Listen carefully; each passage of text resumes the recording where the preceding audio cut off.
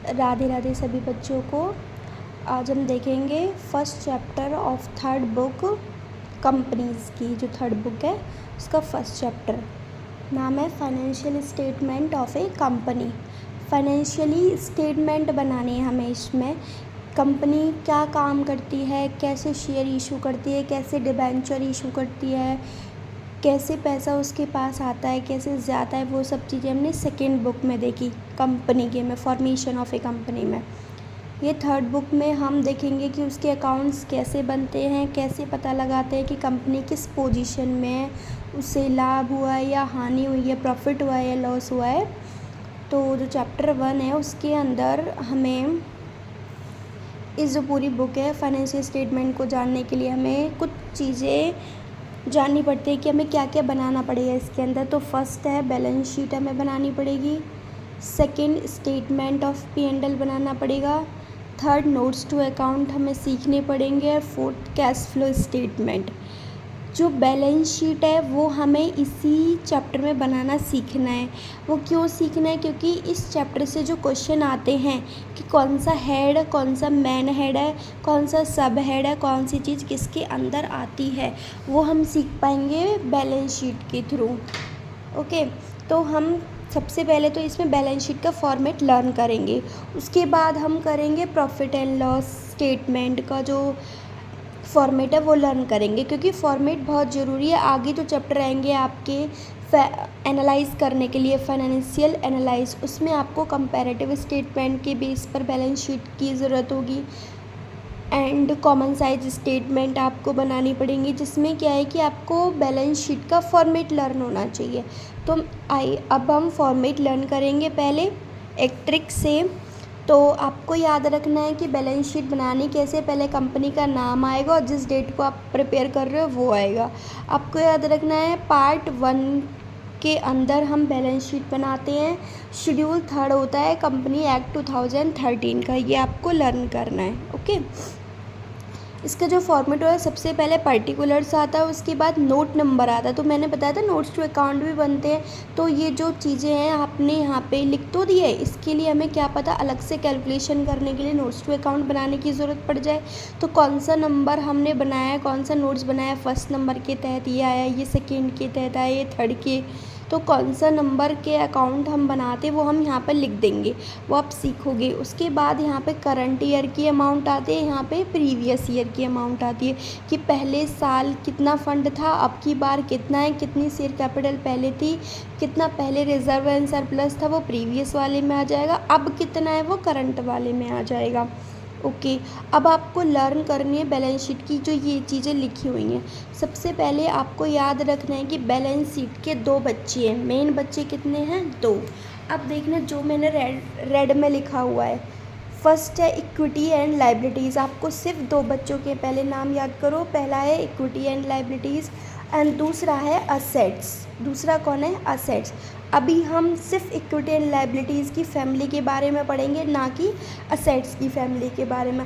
आप ऐसे लर्न कर सकते हो कि आपके फादर हैं, उनके 2 बच्चे हैं। फादर यहाँ पे बैलेंस शीट है, उनके 2 बच्चे कौन है? इक्विटी एंड लाइबिलिटीज़ एंड दूसरा कौन है? असेट्स। तो अभी हम इक्विटी एंड लाइबिलिटीज़ की फैमिली के बारे में पढ़ेंगे। इक्विटी एंड लाइबिलिटीज़ जो है उसके भी 4 बच्चे हैं। उसकी फैमिली कितने पार्ट्स में डिवाइडेड है? 4 पार्ट्स में। कितने पार्ट में? 4 पार्ट्स में। अभी हमने लर्न किया जो बैलेंस शीट है वो 2 पार्ट में, उसके 2 बच्चे हैं। पहला था इक्विटी एंड लाइबिलिटी, दूसरा था असेट्स। असेट्स की फैमिली को अभी हम इस वीडियो में नहीं देख रहे हैं, हम सिर्फ किसकी फैमिली को देखेंगे? इक्विटी एंड लाइबिलिटीज़ को। तो इक्विटी एंड लाइबिलिटीज़ के कितने बच्चे, जो मैंने ब्लैक पेन से हेडिंग डाली हुई हैं, मेन हेडिंग, आप वो देखिए। तो पहला बच्चा कौन है? Share holder funds. आपको ऐसे याद रखना है जो कंपनी है वो मोस्टली फ़ंड इकट्ठा करती है, तो सबसे पहला बच्चा कौन है जो फ़ंड इकट्ठा करता है इक्विटी एंड लाइबिलिटीज़ का? ठीक है, तो पहला कौन है? Share holder funds. दूसरा कौन है? जब फंड इकट्ठा कर रहे हैं तो अलॉटमेंट की मनी आई नहीं है, आप ऐसे याद कर सकते हो कि share application money pending allotment, कि एप्लीकेशन जो हम लेते हैं उसमें अलॉटमेंट का जो पैसा है वो पेंडिंग है।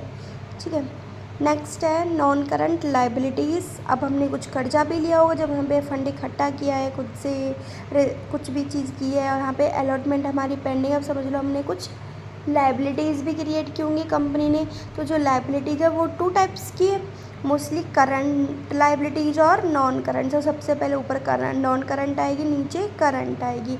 तो अभी आप मुझे बताओगे इक्विटी एंड लाइबिलिटीज़ के कितने बच्चे हैं? 4 बच्चे हैं।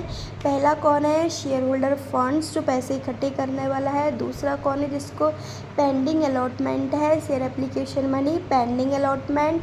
थर्ड पे है नॉन करंट लाइबिलिटीज़ और फोर्थ पे है करंट लाइबिलिटीज़।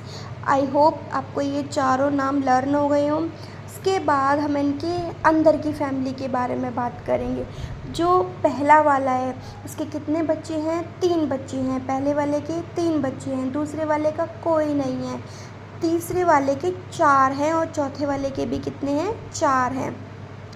ओके, तो फर्स्ट वाले के जो फंड इकट्ठा कर रहा है उसके बाद फंड आया होगा तो कैपिटल बनी होगी, शेयर कैपिटल। उसके बाद उसने कुछ पैसा अलग भी बचा रखा होगा अपना, जो अलग बचा के रखते हैं, या फिर जो फ़ायदा हुआ है, प्रॉफिट जो हुआ है उसको हम क्या बोलते हैं? सरप्लस बोलते हैं, या फिर हम अपना रिजर्व भी क्या करते हैं? इकट्ठा करते हैं। तो share capital, reserve and surplus. और कुछ पैसा किसी ने गारंटी दी है कि हम दे देंगे शेयर के बदले में, तो मनी रिसीव्ड होगा हमें अगेंस्ट शेयर वारंट्स। शेयर की वारंटी के चक्कर में गारंटी हमने उसे दी है कि हम शेयर इशू करेंगे, तो उसके चक्कर में पैसा आएगा।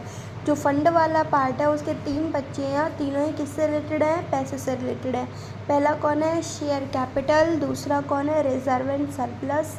थर्ड कौन है? Money received against share warrants.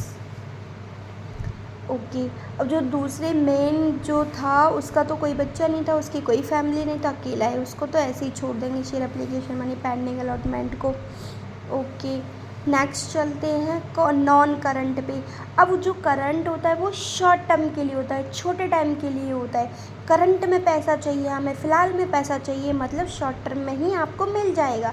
लेकिन नॉन करंट है भाई, फ़िलहाल में तो नहीं है, पीछे देखते तो मतलब लॉन्ग टर्म है। कैसा है? Long term. ओके, तो लॉन्ग टर्म बोरोइंग्स। अब ये लाइबिलिटी का कर्जा है तो उधार होगा हमारे ऊपर, तो हम इसको क्या बोलेंगे? Long term borrowing. इसको क्या बोलेंगे? Long term borrowing. और लॉन्ग टर्म प्रोविज़न भी हमें याद रखना है, लॉन्ग टर्म बोरोइंग्स और लॉन्ग टर्म प्रोविज़न। इसके अलावा एक वर्ड आपको करना है अदर लगा के, अदर लॉन्ग टर्म लाइबिलिटीज़। क्या याद करना है? Other long term liability. अब ये क्या होता है? डिफर्ड टैक्स लाइबिलिटी, ये मैं आपको बताऊँगी जब हम हेड सब हेड के बारे में पढ़ेंगे। अभी सिर्फ आप इसका नेम लर्न कर लो। लर्न कैसे करोगे? इसको याद कर लो ऐसे, LDOL। एल मतलब लॉन्ग टर्म बोरोइंग्स, डी मतलब डेफर्ड, डेफर कर दिया, रेफ़र कर दिया, मतलब बांट दिया, कहीं और भेज दिया, ऐसे। Okay, other long term liabilities, और यहाँ पर है लॉन्ग टर्म प्रोविज़न। ये लर्न हो गया होगा लॉन्ग टर्म लाइबिलिटीज़, ये लर्न हो गया लॉन्ग टर्म प्रोविज़न। जो ये वाला है अदर लॉन्ग टर्म लाइबिलिटीज़ कर दो इसको, ये वाला डेफर्ड कर दो। नेक्स्ट जो करंट लाइबिलिटी, जो उनका एक बेटा था उसके भी फैमिली में कितने बच्चे थे? 4। ओके, BCD में इसको कैसे याद करेंगे? STOS से। इसको कैसे याद करेंगे? STOS से। ओके, अब हमें पता है नॉन करंट लॉन्ग टर्म के लिए है, तो करंट किसके लिए है? शॉर्ट टर्म के लिए। तो ये हो गई शॉर्ट टर्म बोरोइंग और शॉर्ट टर्म प्रोविज़न। वहाँ पे क्या था? लॉन्ग टर्म बोरोइंग्स और लॉन्ग टर्म प्रोविज़न। यहाँ पे अदर लॉन्ग टर्म लाइबिलिटीज़ थी, यहाँ पे अदर करंट लाइबिलिटीज़ है, या फिर अदर शॉर्ट टर्म लाइबिलिटीज़ भी हम इसको लिख सकते हैं। वहाँ पे जो ये डिफर्ड टैक्स लाइबिलिटीज़ है, यहाँ पे ये ट्रेड पेबल है। We know trade payable, trade receivable and trade payable. Trade receivable assets होती है, current assets, and trade payable जो होती है वो करंट लाइबिलिटीज़ होती है। आई होप आपको इतना लर्न हो गया होगा। तो हमने बैलेंस शीट के मेन जो बेटे थे या बच्चे थे, कौन थे? 2। एक था इक्विटी एंड लाइबिलिटीज़, दूसरा था असेट्स। इक्विटी एंड लाइबिलिटीज़ के 4 बच्चे हैं, कौन कौन से? Shareholder funds, share application money pending allotment, non current liabilities और current liability. Equity and liability और असेट्स था, ठीक है। इसके 4 बच्चे कौन कौन से? Shareholder fund, share application money pending allotment, third non current liabilities और fourth current liabilities. Shareholder fund वाला जो बच्चा है उसके 3 बच्चे हैं, पैसे से रिलेटेड हैं तीनों। वो कैपिटल इकट्ठा करता है, एक रिजर्व एंड सरप्लस करता है, एक मनी रिसीव्ड होगी उसे अगेंस्ट शेयर वारंट्स। ओके, इसका कोई फैमिली नहीं है। थर्ड वाले का नॉन करंट लाइबिलिटीज़ में है। नॉन करंट सुनते ही हमें लॉन्ग टर्म हमारे ध्यान में होना चाहिए और करंट सुनते ही हमारे दिमाग में शॉर्ट टर्म होना चाहिए। तो इसको लर्न कर लो, LDOL से LD, ठीक है। L से लॉन्ग टर्म बोरोइंग और लास्ट में है L से लॉन्ग टर्म प्रोविज़न, ठीक है। फिर है डिफर्ड टैक्स लाइबिलिटी और अदर लॉन्ग टर्म लाइबिलिटीज़।